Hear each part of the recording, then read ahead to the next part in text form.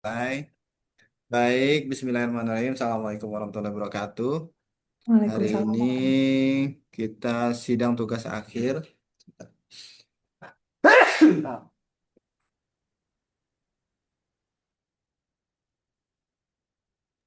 Sidang tugas akhir untuk Mbak Nabila Aulia Saragi. Eh, saya bersama dengan Bu Nur untuk sidang tugas akhir siang hari ini secara resmi dibuka. Kemudian terlebih dahulu Mbak Nabila, mohon bantuannya untuk tugas akhirnya untuk dapat di-share di kolom chat agar bisa Baik, Pak. dibaca oleh saya dan Bu Nur. Kalau bisa versi Word-nya aja ya biar gampang nyarinya kalau halamannya. Iya, siap, Pak. Terus selanjutnya silahkan Mbak Nabila membacakan lembar orisinalitas sambil share screen ya.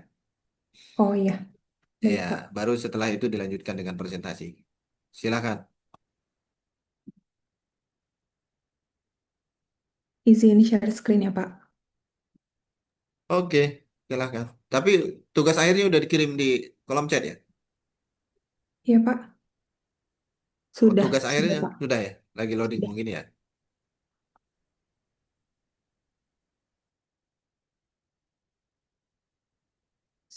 Ya, Pak.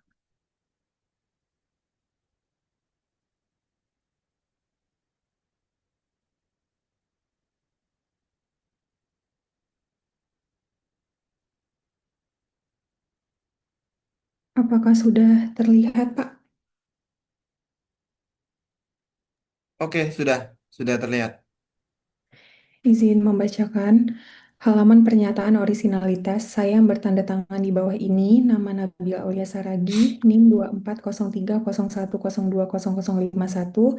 Judul tugas akhir, pengaruh rasio likuiditas, solvabilitas, aktivitas, dan profitabilitas terhadap kinerja keuangan perusahaan sektor teknologi. Menyatakan dengan sesungguhnya bahwa tugas akhir ini merupakan hasil penelitian, pemikiran, dan pemaparan asli saya sendiri.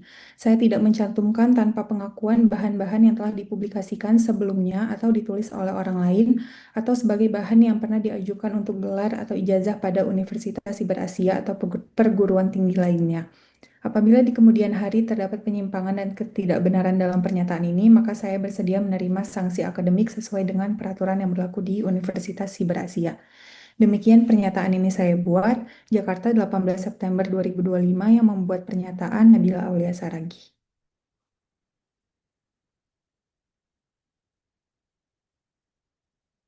Oke, silakan lanjut presentasi ya. Waktunya Ya, 15 menit aja. Sip. siap.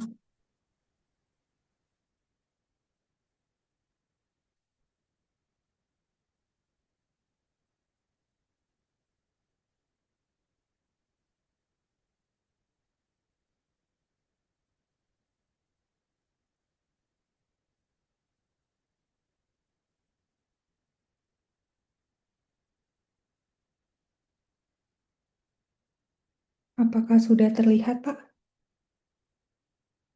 Sudah, silakan. Siap. Sebelumnya, saya ucapkan terima kasih kepada Pak Abdurrahman dan Ibu Nurhayati Siregar atas kesempatan dan waktunya yang diberikan kepada saya untuk mempresentasikan penelitian saya yang berjudul Pengaruh Rasio Likuiditas, Solvabilitas, Aktivitas, dan Profitabilitas terhadap Kinerja Keuangan Perusahaan Sektor Teknologi. Apa yang melatar belakangi penelitian ini? Yang pertama, ekonomi Indonesia itu pulih sejak tahun 2021.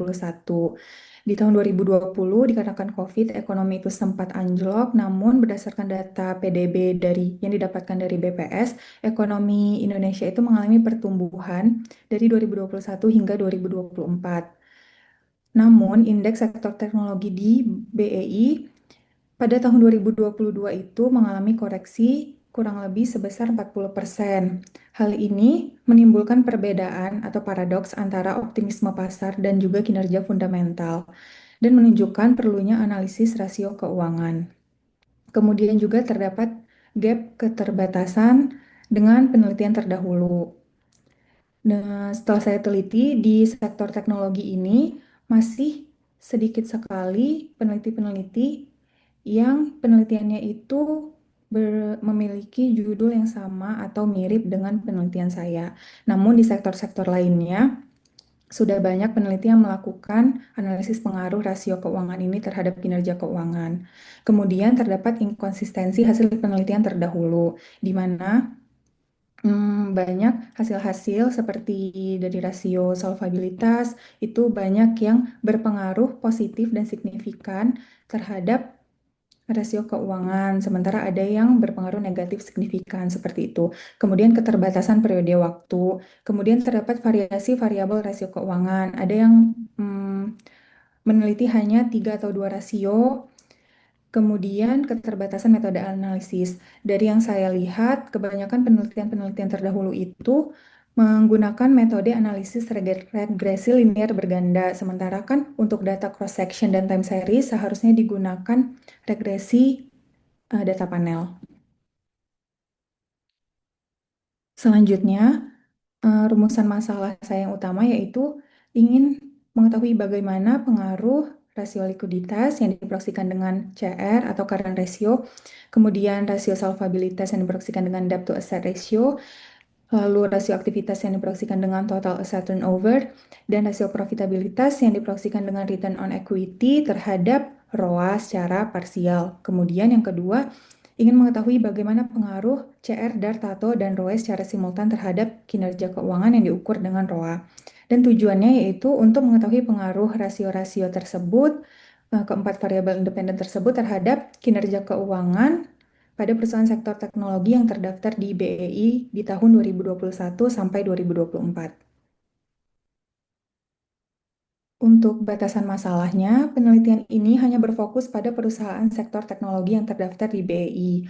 Kemudian periode penelitiannya dibatasi pada data selama tahun 2021 hingga 2024.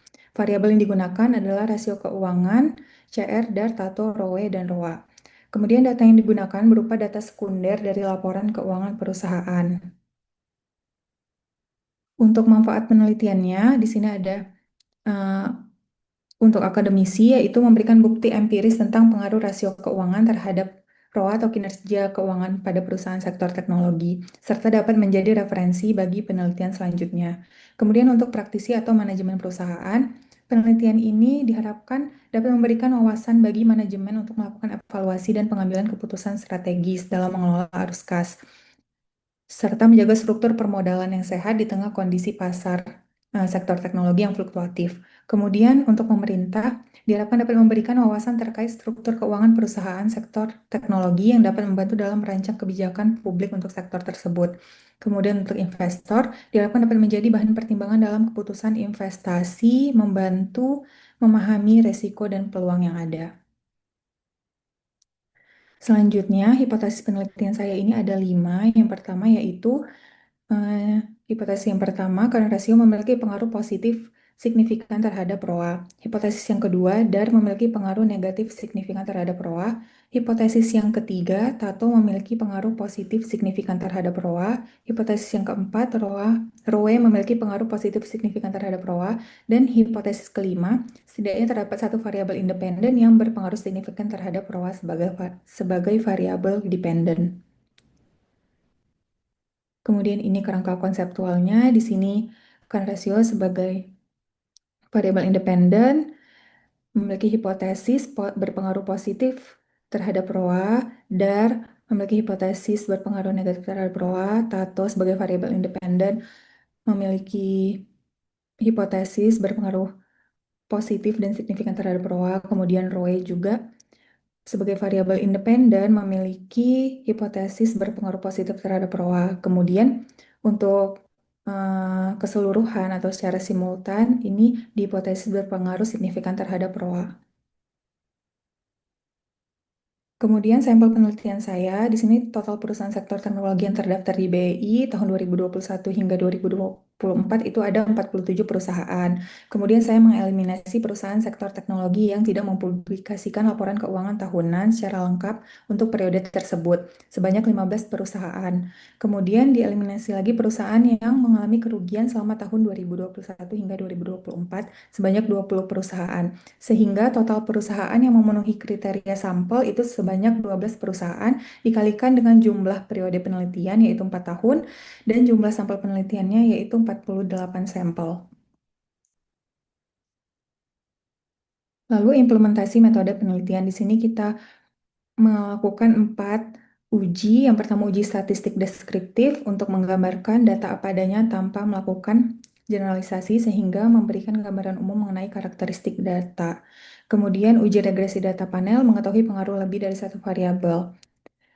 Kemudian uji asumsi klasik memastikan bahwa model regresi yang digunakan memenuhi syarat-syarat dasar statistik sehingga hasil analisis valid, tidak bias, dan dapat dipercaya. Kemudian uji hipotesis untuk mengetahui apakah variabel independen berpengaruh signifikan terhadap variabel dependen. Berikut hasil uji statistik deskriptif saya. Secara umum, hasil dari uji statistik deskriptif ini memberikan gambaran bahwa terdapat variasi yang cukup signifikan di antara perusahaan di sektor ini. Kemudian berikut hasil uji regresi data panel. Nah, regresi data panel ini kan digunakan untuk memilih model mana yang terbaik. Yang pertama itu saya lakukan uji Chow. Ini untuk menilai mana yang terbaik antara FEM dan CHEM. Karena di sini nilai probabilitasnya itu 0,001 di bawah 0,05, maka model estimasi yang digunakan adalah fixed effect model. Kemudian saya lakukan uji Hausman ini untuk melihat mana model terbaik antara FEM dan REM. Di sini nilai probabilitasnya itu 0,0048 kurang dari 0,05, maka model estimasi yang digunakan adalah FEM. Selanjutnya di sini ada hasil uji asumsi klasik. Yang pertama yaitu uji multikolinearitas. Uji ini dilakukan untuk mengetahui ada atau tidaknya hubungan linear yang kuat antar variabel independen dalam model regresi. Seluruh nilai korelasi tersebut berada di bawah angka 0,8 yang merupakan batas umum terjadi multikolinearitas. Sehingga karena semuanya itu nilainya di bawah 0,8 maka tidak ada multikolinearitas. Kemudian untuk uji asumsi klasik, kemudian untuk uji heteroskedastisitas, berdasarkan hasil uji ini pada tabel, nilai probabilitas F, probabilitas chi-square, semuanya lebih besar dari 0,05. Hal ini menunjukkan bahwa tidak terdapat masalah heteroskedastisitas pada model ini. Kemudian untuk uji autokorelasi, nilai Durbin Watson-nya yang diperoleh adalah 2,232491 dengan batas kritis. Tabel DU-nya itu 1,67 dan 4 dikurangin DU 2,3292. Karena nilai Durbin Watson-nya berada di dalam rentang tersebut, tidak lebih kecil dari DU dan tidak lebih besar dari 4 kurang DU, maka model regresi ini bebas dari masalah autokorelasi. Selanjutnya masuk ke uji hipotesis. Yang pertama uji koefisien determinasi. Hasil dari penelitian saya yaitu nilai R kuadratnya itu 88,26%, menunjukkan bahwa model memiliki kemampuan yang sangat baik dalam menjelaskan perubahan pada variabel dependen. Kemudian nilai adjusted R kuadratnya itu 82,76%. Setelah disesuaikan dengan jumlah variabelnya, kontribusi tetap tinggi menunjukkan model cukup baik dalam menjelaskan fenomena yang diteliti. Kemudian uji simultan atau uji F. Berdasarkan hasil uji ini diperoleh nilai F statistik sebesar 16,05036 dengan probabilitas sebesar 0,000. Karena nilai probabilitasnya lebih kecil dari tingkat signifikansi 0,05, maka H0 ditolak menandakan bahwa keempat variabel independen ini secara simultan berpengaruh signifikan terhadap ROA. Lalu uji parsial atau uji T. Nah, di sini hipotesis pertama, hipotesis ke-1, koefisiennya itu 0,000404 menandakan positif dan probabilitasnya itu 0,34895 lebih besar dari 0,05, maka pengaruhnya tidak signifikan sehingga hipotesis current rasio berpengaruh positif dan signifikan terhadap ROI itu ditolak. Kemudian Hipotesis keduanya yaitu koefisien minus 0,170412 menandakan negatif dengan probabilitas 0,00045 di bawah 0,05 menandakan berpengaruh signifikan sehingga hipotesis DAR berpengaruh negatif dan signifikan terhadap ROA diterima. Kemudian koefisien 0, untuk hipotesis ketiga dengan koefisien 0,001515 menandakan positif. Probabilitasnya itu 0,3227 lebih besar dari 0,05 menandakan tidak berpengaruh signifikan. Sehingga hipotesis Tato berpengaruh positif dan signifikan terhadap ROA ditolak. Kemudian yang terakhir, hipotesis keempat, koefisiennya 0,440574 menandakan positif dengan probabilitas 0,000 kurang dari 0,05 menandakan berpengaruh signifikan sehingga hipotesis Roe berpengaruh positif dan signifikan terhadap ROA diterima. Kesimpulannya, untuk rasio likuiditas yang diproyeksikan dengan CR berpengaruh positif namun tidak signifikan terhadap ROA. Lalu rasio solvabilitas yang diproyeksikan dengan DAR berpengaruh negatif dan signifikan terhadap ROA. Lalu rasio aktivitas yang diproyeksikan dengan Tato berpengaruh positif namun tidak signifikan terhadap ROA. Rasio profitabilitas yang diproyeksikan dengan ROE berpengaruh positif dan signifikan terhadap ROA. Secara simultan, keempat rasio keuangan tersebut berpengaruh bersama-sama terhadap kinerja keuangan yang diproyeksikan dengan ROA. Kemudian, saran yang diberikan yaitu yang pertama untuk akademisi, diperlukan mempertimbangkan variabel tambahan seperti ukuran perusahaan, struktur biaya, sentimen pasar, dan faktor makroekonomi lainnya. Kemudian untuk praktisi atau manajemen perusahaan, dapat meningkatkan profitabilitas atau ROE dengan memperkuat inovasi yang memberi nilai tambah dan efisiensi biaya. Kemudian menjaga struktur modal atau DAR tetap moderat atau kecil dengan memperjelas pelaporan aset tak berwujud agar kontribusinya terhadap laba lebih transparan. Kemudian untuk pemerintah dapat menggunakan hasil penelitian ini untuk memahami struktur keuangan sektor teknologi sehingga kebijakan yang dirancang lebih tepat sasaran dan mendukung pertumbuhan yang berkelanjutan. Lalu untuk investor, diharapkan dapat fokus pada perusahaan dengan ROE yang tinggi dan DAR yang moderat karena hasil penelitian menunjukkan keduanya paling memengaruhi kinerja atau ROA dan tetap mengkombinasikan hasil analisis fundamental dengan pemahaman tren industri dan kondisi makro. Sekian presentasi dari saya. Terima kasih. Baik, terima kasih Mbak Nabila terkait dengan tugas akhir. Mbak Nabila di mana domisilinya? Di Jakarta Selatan, Pak. Oh, Jakarta Selatan. Di Hmm. kantornya? Kantor pusat DJP, Pak.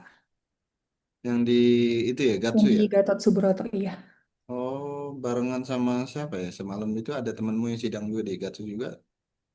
Iya, banyak sih, Pak, Kemarin-kemarin. kayaknya yang di sini. Oh ya, oke oke oke. Sip. Kalau itu kan dekat berarti Terwisuda kan dekat jadi Jakarta ya. Oke. Iya, Pak. Baik, terkait dengan tugas akhirnya Mbak Nabila, saya sedikit konfirmasi. Judulmu kan terkait dengan profitabilitas, kemudian sorry sorry, likuiditas, solvabilitas, dan juga profitabilitas ya terhadap kinerja Iya, Pak. keuangan perusahaan. Sektor teknologi, nah ini teknologinya nanti diarahkan kemana dan sebenarnya permasalahannya kenapa di sektor teknologi ini? Boleh cerita sedikit? Kenapa di sektor teknologi? Karena yang pertama tadi kan Pak, berdasarkan fenomenanya itu, kan pertumbuhan ekonomi kita itu dari tahun 2021 mengalami pertumbuhan, begitu juga dengan sektor-sektor yang lain seperti manufaktur, sektor-sektor tradisional yang lain. Dan juga ekonomi digital itu kan tumbuh Pak. Setelah COVID Mm-mm. kan seperti perusahaan sektor subsektor teknologi, perusahaan sektor teknologi seperti eh, Goto gitu Pak. Kan itu mulai melakukan IPO. Kemudian juga kan masyarakat itu banyak yang menggunakan teknologi gitu Pak. Setelah banyak memanfaatkan eh, eh, teknologi setelah terjadinya COVID-19 itu, Pak. Mm-mm.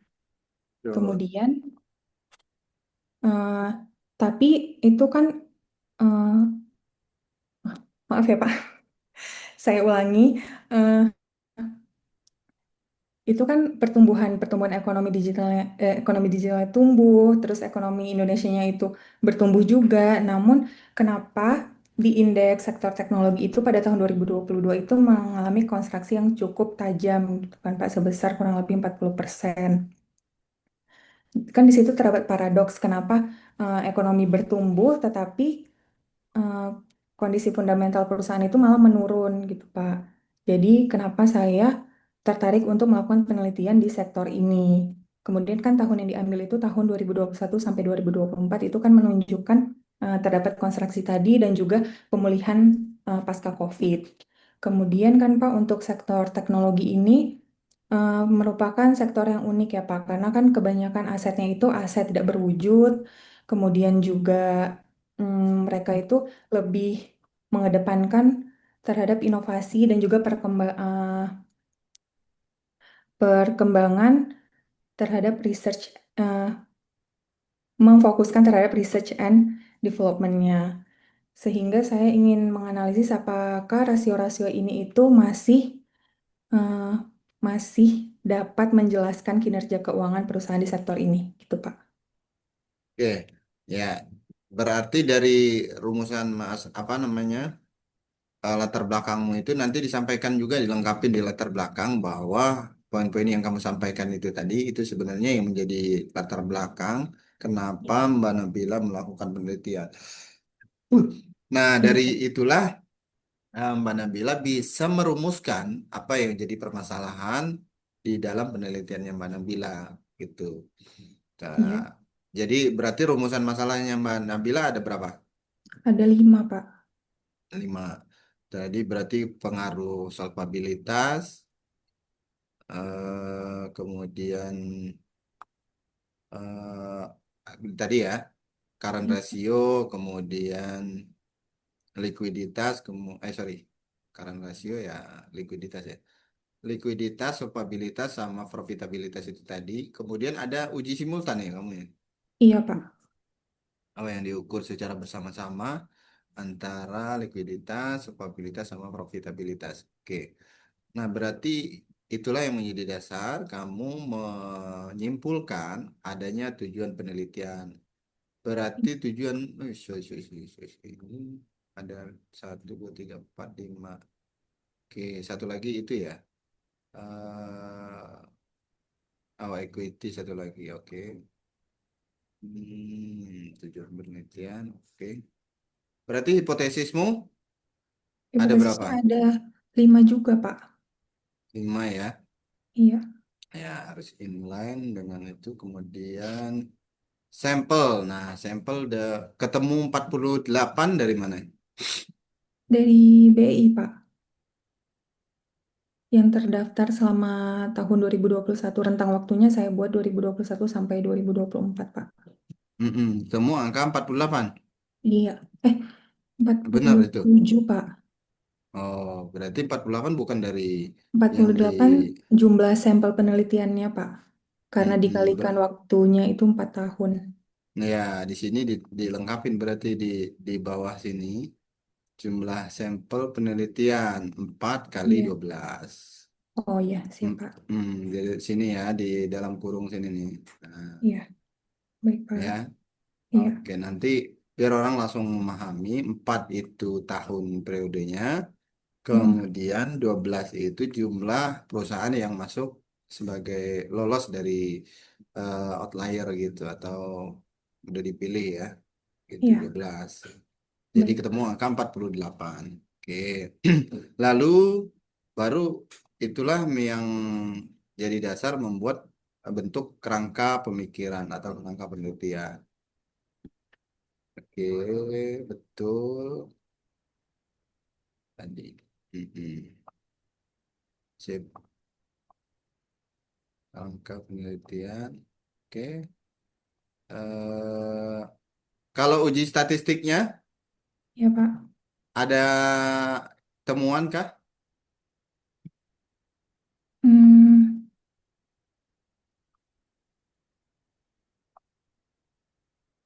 Aman-aman aja sih Pak Aman-aman hasilnya. aja. Iya. Sesuai dengan semuanya sama dengan hipotesismu semua. Oh, enggak Pak. Ada dua yang ditolak dan dua yang diterima. Oh, dua ditolak. Yang ditolak, kira-kira kenapa faktornya? Ada, kamu cari tahu nggak? Yang ditolak itu kan karena rasio ya Pak. Di sini kan hipotesis Mm-mm. positif dan signifikan, sementara hasilnya itu positif tetapi tidak signifikan. Eh, itu mungkin Pak, karena kan perusahaan teknologi ini tuh kembali lagi Pak, seperti yang saya eh, bilang tadi, itu perusahaan ini tuh lebih banyak me- mengalokasikan mengalokasikan aset lancarnya itu ke R&D Pak. Salam. Pak, suruh minta spesifikasi mobil Pak buat diajuin ke Mbak Nisa. Suruh aja udah Oke, oke. Siap, siap, siap. Bentar, bentar, bentar. Lagi ujian kita. uji. Oh, Oh, mau nih. Sekarang. udah sih tunggu. Oke. Oke ya. Nah, kemudian berarti dua ditolak, dua diterima.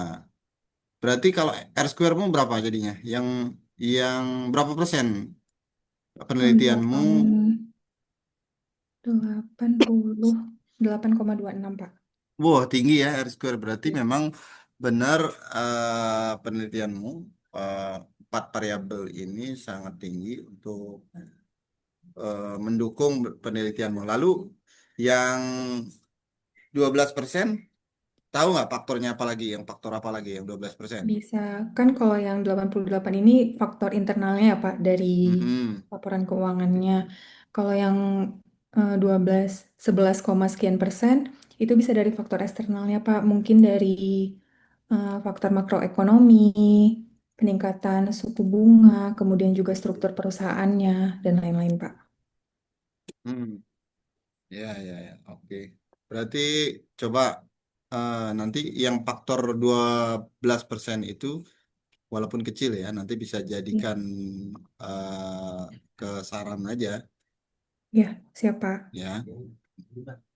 Oke, secara umum udah aman penelitianmu, namun bisa dilihat halaman tulisanmu itu sampai di halaman 47 nanti bisa diringkas lagi ya, dikompres lagi. Hmm, Maksimum 30 isi tambah plus lampiran nilainya itu 35 sehingga nanti caranya apa? Caranya yang sudah pernah dijelaskan di bab satu nggak perlu lagi dijelaskan bab 2 hmm, teori-teorinya ya. Begitu ya, siap juga Pak. selanjutnya yang sudah di bab 2 nggak usah lagi disambung di bab 3. Oke? Ya, Biar siap, siap Pak. halamanmu bisa dimaksimalkan, nggak terlalu Ya, panjang itu ya, ya. baik Pak. Oke, Mbak Nabila, tadi saya konfirmasi mau Bu Nur lagi ada kegiatan. Jadi Ya, nanti Bu Nur koreksi dari file tugas akhirmu aja ya. iya, siap Gitu. Pak. Oke, saya rasa cukup Mbak Nabila untuk sidang Ya, tugas akhir siang hari ini. Mudah-mudahan hasilnya sesuai dengan harapan. Selamat amin. sudah sampai pada tahap ini. Mudah-mudahan hasilnya bagus sesuai dengan harapan. Ya, Oke, baik. saya rasa Terima. cukup. Saya tutup. Terima kasih. Assalamualaikum warahmatullahi wabarakatuh. Waalaikumsalam warahmatullahi wabarakatuh. Terima kasih banyak Pak atas waktunya. Oke, sip. Izin live ya Pak. Nggak usah lip. Saya taruh di ruang tunggu aja ya. Oh iya, siap Biar Pak. biar abis ini kan pengumuman nanti biar gampang Ya. saya manggil. Oh iya, Oke? baik Pak. Ya. Oke.